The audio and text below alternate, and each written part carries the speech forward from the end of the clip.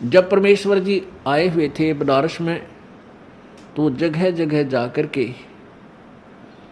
सत्संग किया करते थे। 2-2 3-3 दिन एक गांव में रुक जाते थे, 3-4 दिन, और सबको समझाते थे भाई परमात्मा की भक्ति करो। तो ऐसे एक गांव में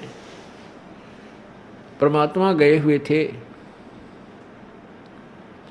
और वहाँ 5-6-10 जैसे भक्त थे।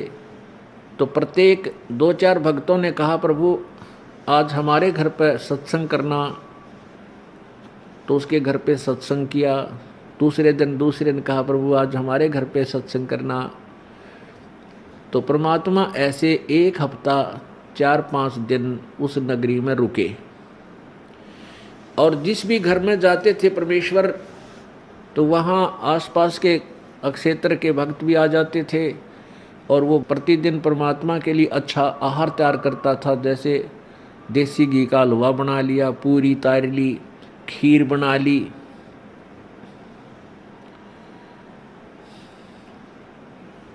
तो ऐसे उसी गांव का एक बहुत बड़ा किसान था, चौधरी था, मलूक राम, चौधरी मलूक राम। और उसने देखा कि वही वो सुबह अपने घर से खेतों की तरफ जाता घूमने फिरने, तो उसका उधर से जाना होता और उधर से परमात्मा के बच्चों सेवकों के घर में और कड़ा प्रसाद तैयार होना होता। हलवा तैयार करते तो उसमें डालते हैं ना, फिर हलवे में वो घी गया, पानी पुणी डालो, उसकी महक दूर तक जाया कर, हलवा बना आसपास तक जाती है। तो उसका वहाँ से गुजरना हुआ, किसका, मलोकराम का। उधर से परमात्मा के बच्चों के घर में वो हलवा तैयार हो रहा था, कड़ा तैयार हुआ है। एक दिन देखा उसने, दूसरे दिन देखा, तीसरे दिन तो उसने सोचा भाई वो के सौदा है, कोई ब्याह नहीं, कोई शादी नहीं, कोई त्योहार नहीं जिस कारण से ये हलवे हलवे बनते हों। तो उसने पूछा रे क्या बात है भाई, यहाँ क्या हो रहा है। कल उसके घर में तड़क हो रहा था यो हलवे का सुरसराट सा, जिसमें आज इसमें क्या, उसने पूछा वहाँ। तो वो गरीब से व्यक्ति थे, आके कहने लगे चौधरी साहब हमारे गुरुजी आए हुए हैं और ये प्रतिदिन एक के घर के सत्संग करते हैं, तो आदर सत्कार से हम अपने गुरुजी के लिए भोजन अच्छा बढ़िया बनाते हैं, आप भी आ जाओ, आप भी खा लो। वो कहने लगे, उसने सोचा यूँ कोई लुटेरा आ रहा है, वो ठेकेदार होया कि नहीं बेमतलब के। तो चौधरी साहब ने सोचा यूँ कोई बकवादी आदमी दिखा है और यहाँ बैठा अच्छे हलवे पाड़ा है, और 40 ने धमका दूँ। तो चौधरी साहब पहुँच गए परमेश्वर के पास, बैठे थे चारपाई पर मालिक। तो वो कहने लगा रहा मस्टंडे, चौधरी साहब बोला तू अच्छा तगड़ा दिख है, जवान वैसे है, तू करके क्यों ना खाता, अपना काम करके खाया कर, लाग रहा दुनिया ने बेवकूफ़ बनाने।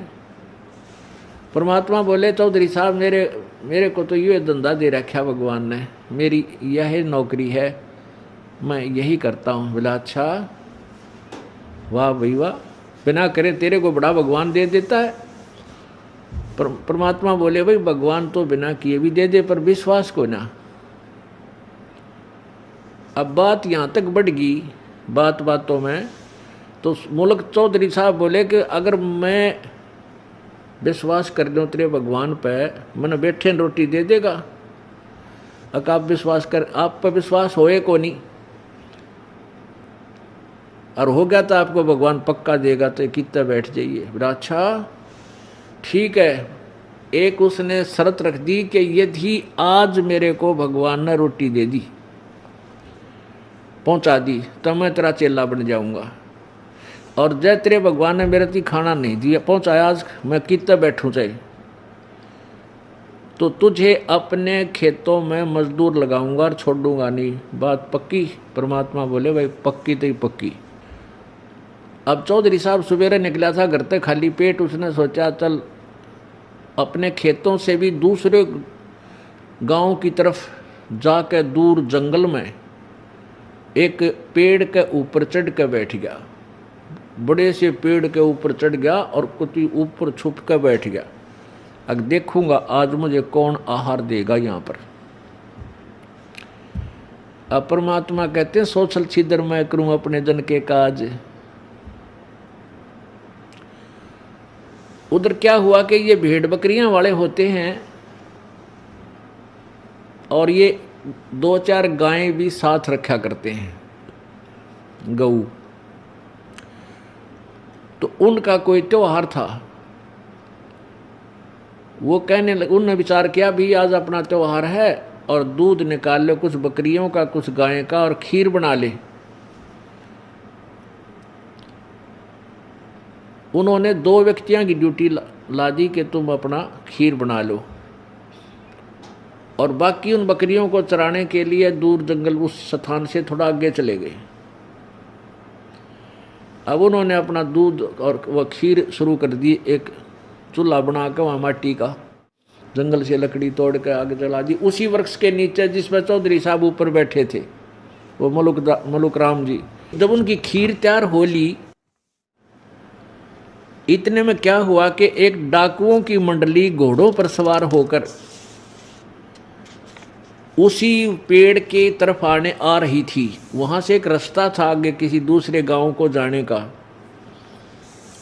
तो वो जो खीर बनावे थे उन्होंने देखा कि भाई यह धूल सी उठ रही है। उधर देखा उन्हें कि कुछ घोड़ों पर व्यक्ति आ रहे हैं। वो खीर बनाने वाले, क्योंकि वो जंगल में रहते थे, उनको पता था कि इस तरह की आकार, इस तरह के जो लक्षण होते हैं डाकू आते हैं। उन्होंने देखा कहाँ भी तो डाकू आ रहे हैं और भाग लो यहाँ से, कदे तो उन्हें गढ़ दे।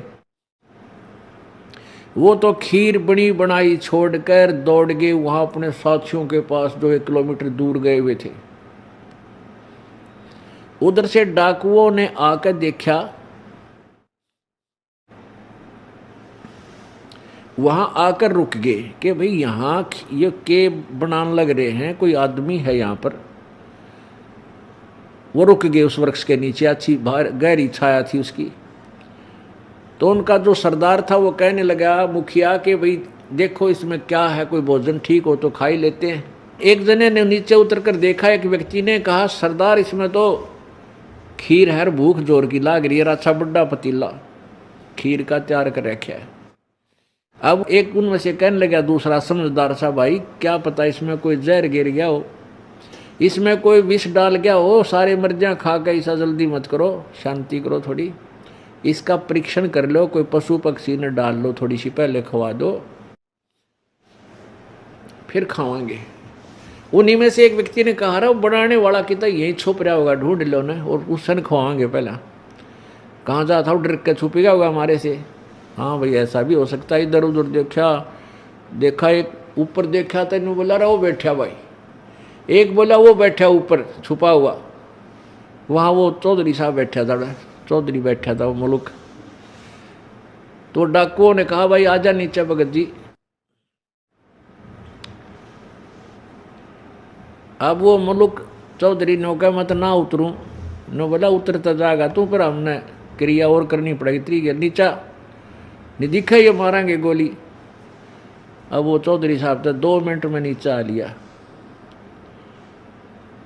अब कहने लगे इस खीर को इस पर ठंडा कर थोड़ा, वो पतीले के ढक्कन पर ठंडी करवाई, अन्न बोला भी खा इसने। अब वो खावा क्योंकि शर्त लाग रही कसूती ने, बोला मैं तो ना खाऊं, मैं ना खाऊं। ने बोला भाई थोड़ी खा ले तुम, अगना मैं कति नहीं खाऊं। तो उनका पक्की होगी, इसने कम में नहीं, इसमें कैमरे में डाल रखा, हमने मारना चाहो था उसका दे मुक्या दे लाता, पहले तो उसकी दे ही तोड़ी। ने बोला खा। अब उसने इतनी खा ली, ने बोला छक्के खा, तोड़ा मरेगा बेटी का बाप जो खा रहा होगा, डाल रखी होगी तो वो कति ठोक दिया और बैठा 1.5 घंटा वो बैठा रहा, मरा था कि वो तो कुछ बात और थी इसलिए नाट्य था। अब कहने का भाव क्या है कि पहले तो ना शुक्र मनाया, जो उसका जूत मारे थे ना, लात मारे थे, गोली न दिखाओ तो न मारेंगे, तू कुछ मिला रखा। तो उसने अब उस भगवान को याद किया जिससे बहस करके आया था, मरता के नहीं करता, न्यो कहे महाराज आज मेरी जान बख्श दो, सारी उम्र तेरे चरण धो धो पीऊँगा। अब परमात्मा के पास सारे औजार हैं अपने खोटे लोगों को सीधा करने के लिए। तो वो उन बख्श दी जान परमात्मा की कृपा हुई ना, तो उसका ठोक जान दे गोड़ी। उन कौन सा कानून का डर था, वो बख्श भी दिया। अब जब वो जा लिए, देखा इधर उधर का दूर जा लिए, जब उसने डांक ठोक दी, वहीं से दौड़ लगाई थी, टांग कर धोती और पहुंच गया परमात्मा के चरणों में, सीधा जाकर गिरा वहां जिस घर के वो अंदर विराजमान थे। रो और पा पकड़ने को, भगवान आप तो परमात्माएं पड़े हो। अब भगवान परमात्मा बोले भाई चौधरी साहब, परमात्मा ने कुछ करी तेरी सेवा ने। बोला जी तेरा भगवान तो मर मर खीर खिलावे, आपका भगवान तो मर मर खीर खिलाता है। उसके बाद वही पुण्यात्मा जो अंडी पाक्या फिरे था, बिना ज्ञान में हम जीव हैं, जीव पता नहीं छोटी सी बात पे अभिमानी बन जाता है, इसकी औकात कुछ भी को नहीं। मर्द गर्द में मिल गए वो रावण से रणधीर, कंस के सी चाणूर से वो हिरण्यकशिपु बलबीर। तेरी क्या बुनियाद है तू जीव जन्म धर लेत, गरीब दासरी नाम बिना तेरा खाली रह जा खेत। फिर उस भक्त ने वो चौधरी पना दिया, छोड़ दास बन गया।